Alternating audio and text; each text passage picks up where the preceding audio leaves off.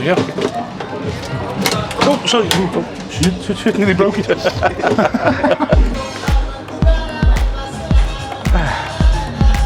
Right, guys, welcome back to part 2. Now, when just at the end of the last part, we said we're going into Telefono. It wasn't. It was Havana Social. But where we are at the moment, we're upstairs because this is like a cigar room. You can smoke your Cuban cigars here. Exactly. Do they sell them? Yeah, I mean, there's a little cabinet over there, so they do sell, and you know, it's like it's a great little spot. I mean, we're midweek here, but on a busy night they have salsa dancing. It's all the Cuban vibe, so really, really great spot. I'd imagine it's like an opium den in here. Yeah. I mean, like I think the whole marketing with this place, they say it's like a distressed mansion from like 1960s Cuba, from Havana. You know. That's cool. Anyway, it's very cool. So where are we going to head to next? Well, what we'll do is there's just across the street from here, when you're on Soy 11, there's a really, really great sky bar called Above 11, which is brilliant views, and it actually is quite cheap for sky bars. Right. So it's worth having a beer there just for the view, see what we think, and then from there there's a couple other spots we might hit as it gets later, you know. There you go, guys. Follow us for tonight. Apparently, we're going to party. Sorry about that, we just had to stop then to defog the lens because we're going in and out of places. It's very humid here at the moment, yeah? It is. It's incredibly Bangkok's humid. I mean, Bangkok's humid. always terrible anyway, but it's extra humid at the moment because there is a lot of rain. Now, Ray, tell everybody about what you used to do, well, what you still do for a living. Well, what I still do, yeah. So, well, it's one of those things. I've always worked in the media in some aspects over the past 23, 24 years. So I was very lucky. As a teenager, started off in radio.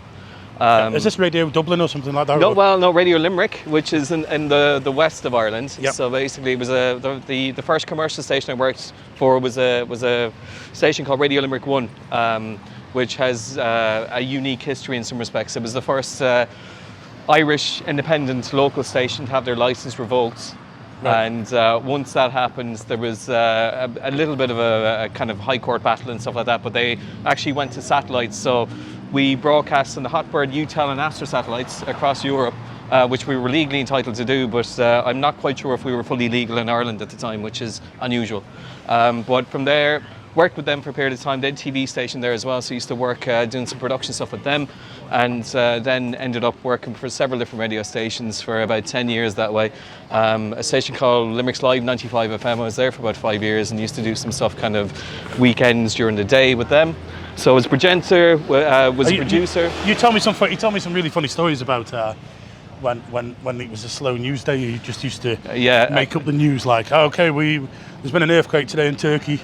Well, yeah. Well, I mean, that was in my younger days, shall we say? Simple as that. But look, you know, it's as always, you know, you should never let the truth get in the way of a good story. But anyway, no, I was very lucky. I did that for 10 years, and used to work in clubs as well. Used to DJ a little bit, and in about 2008, that way, went to Canada for around about a year that way. And when I came back, I decided to do something a little bit different. And I always loved film and TV. So went into that and basically ended up working in kind of video production. So I'm a video producer at this point, and had worked for different companies here in Asia. So I worked for an Irish company in Shenzhen for about 2 years that used to do a lot of manufacturing, kitting and fulfillment. So I ended up working with a lot of like Fortune 500 brands through that, which I was very lucky to do. After that, worked in Hong Kong for a period of time with South China Morning Post. So I used to make tech videos for them. You've been around a bit, haven't you? I've been around, and have my own video production company as well. So I do bits and pieces of that, and I do some work back home in Ireland with a company. They're a fintech company. So you used to work here in Bangkok for this is when I got to know you. Yeah. For Lazada. That's right. Yeah. And you're the first person who put me onto the 8M box, the Black Magic, which is the switcher box what we use for the live shows. And the one you put me onto was like it's more like a prodigy thing, you know, just something new tech, and Martin got into it. But you're a bit of an expert on these boxes, aren't you? Well, what's your forte? Sound, isn't it? Well, it's I started off with sound, but it's more kind of it's a mix between video and sound, because when I went back to upskill, I studied audio and video production. So it's a mix of both. You need to have a little bit of both. And even when I worked originally in TV for that satellite television company, my first job was I was a vision mixer, which is basically the guy that presses the buttons. So if you've seen it in TV, the director calls out on camera 1, going to camera 2. I was the guy that did all that. So that's Dan's job nowadays. It's Dan's job, yeah. So I was always interested in that. So basically, that's the amazing thing is what's happened. I mean, I remember when I worked for that satellite TV station, the actual vision mixer that we had cost something like £30,000, and that was punts. And you know, the ATEM cost maybe 300. You know. Yeah. Well, exactly. Now it's come right down in price. Yeah. Now it's affordable. So yeah, basically that's where we're up to. I've been having some interesting conversations with Ray, and maybe in the future we could do something together. You know, nothing's out the bounds of. Exactly. Yeah. You know. So yeah. Where we're going now? Sorry. We're going to go to above 11 and see if they're open and go for a drink in the Sky Bar. Let's do it. Right, now after literally, God knows where you took us, but we ended up down by a canal covered in mud. Some like real suburbs of Bangkok. Yeah. We then ended up back where we were. And we're now at a place called Fraser's Suits, and it's above 11, is that? Above 11, exactly. But you'll find this out about me as well, as I can get lost in my own apartment, so never ask me for directions. The one thing is that I'm absolutely covered in sweat again now after walking needlessly a long way. Exactly, yeah. But that's Bangkok. It's sweaty Bangkok. We're going up to the 32nd floor. Oh, so we're going quite a way up. Mm-hmm. Well, there's a nice bit of aircon here now. It's a lot sweaty. All these places are quite hidden. I suppose if you live here, and a lot of you guys will, then you'll know it. But for me, I don't really know Bangkok that well. Although I have spent quite a bit of time here, it's not in this area. So you know all the dodgy hidden places, yeah? Do you know any really dodgy places we could take people? Probably not with a camera. Wow. Yep. This is a funky lift. Wow, 32. I bet you that's the first time you've ever said that. It is. This is crazy. Oh, so I presume this is it then, this is the bar, isn't it? Yeah, it's your shot outside with a drone, you know? Yeah. See you then. Upstairs. Upstairs.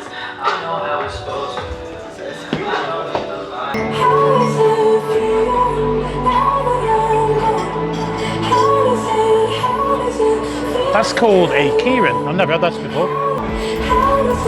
Nice, unusual, but very nice. 170 a beer. So this is above 11. What a cool place this is. A little bit more pricey, but it's not as pricey as other sky bars in Bangkok.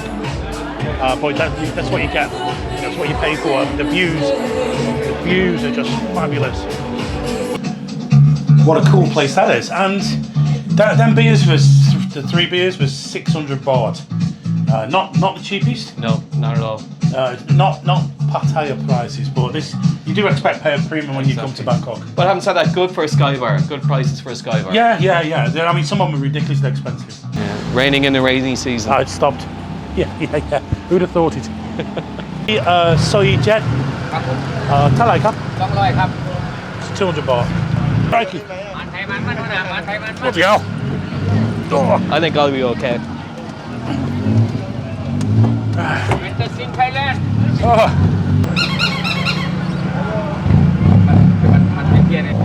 What a cool place that was. Yeah, great spot. Very highly recommended. So the idea now is to go to Soy 7. Soy 7. And there's quite a bit going on there. Yeah, I think there's a bar complex that opens just at the kind of in the middle of the pandemic there, and it was a lot of bars moved from Soy 22. Yeah. Moved down there. So I've not been there since I've come back. So basically, it'll be good to see what's going on down there anyway. Cool. And this is costing 200 baht, by the way. There you go. Well, when in Bangkok, yeah. Yeah, tuk-tuk, it's a novelty. I think this is the first time I've had a tuk-tuk for 5 years. And it's raining, so better in the background. Yeah, there's no way we could have walked, no way. And we've been drinking some sort of craft beers tonight. Yeah. So we had Kieran in the last place, which I don't think you liked. No, I don't like the blonde beers, to be honest with you. Right. They're not my kind of thing. But he was all right. Dan didn't like it, he said he was too bitter. Yeah, well, you know, you got to push the boat out at some point, don't you, you know? Yeah. You have to try them all. So let's save some battery for... Turn it off now, Dan. Yeah, that might be dead. It's a horrible night here in Bangkok, as in the weather-wise. So what we're going to do now is we're going to go back towards Soy 11 and we're going to go meet up with some other people. Thank you. Oh, yen. Right, we come to Soy 7. Yes. And we're like in some beer bar complex at the back, but we've come inside. It's a terrible night outside tonight. It is. It is. I mean, it's raining. It's raining like hell. It looks grim as hell. It's a Tuesday night, so a wet and windy Tuesday night in Bangkok. And surprisingly, there's quite a few people about. Some people, yeah. But there'd probably be more about if it wasn't for that terrible weather. Exactly, yeah. But at least we're inside and we're dry. Yes. I'm wondering if I'm probably going to get a little cold here because it's quite humid out there, even though it's raining. And then we're in aircon, we're out, we're getting wet.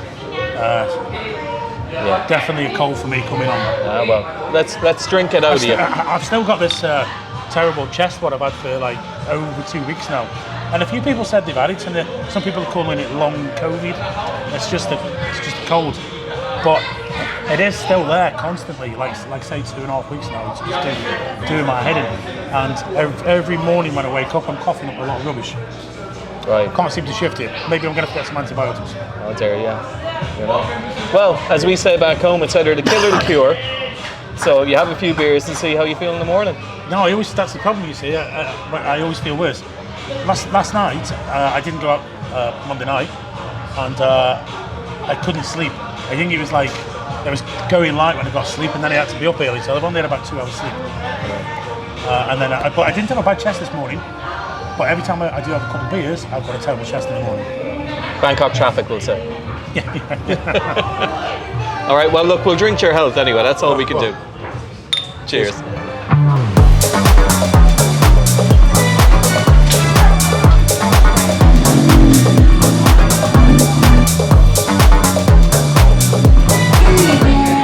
Right, guys, we're on Soy 11, which is where the hotel is, and we're coming to this. It's kind of new beer bar complex, yeah. Well, yeah, a couple of years old at this point, but good to see. Okay. But it's very busy. It's almost full, it's quite packed. So, and it's a Tuesday night. It's wet, windy. It's horrible outside. So I think that's quite a result, to be honest. Exactly. It's good to see people in here enjoying themselves. Nice to see people out in bad weather. You know what though? It's a typical beer bar complex where I can hear music from every direction. So we're probably not going to get picked up on a copyright here because it's so mumbo jumbo. It is a mishmash of everything. But good to see busy, and I think cheaper than some of the other places we were in. And it's good to see Ray not so drunk tonight. Exactly. I haven't fallen over once yet. Not to say that I won't, but up to now I haven't anyway. That is it for this little mini-series in Bangkok. I've had a great time. And it was only one night, but it's got me out to Pattaya, and I've enjoyed it. So anyway, thanks for watching, and we'll catch you on the next one.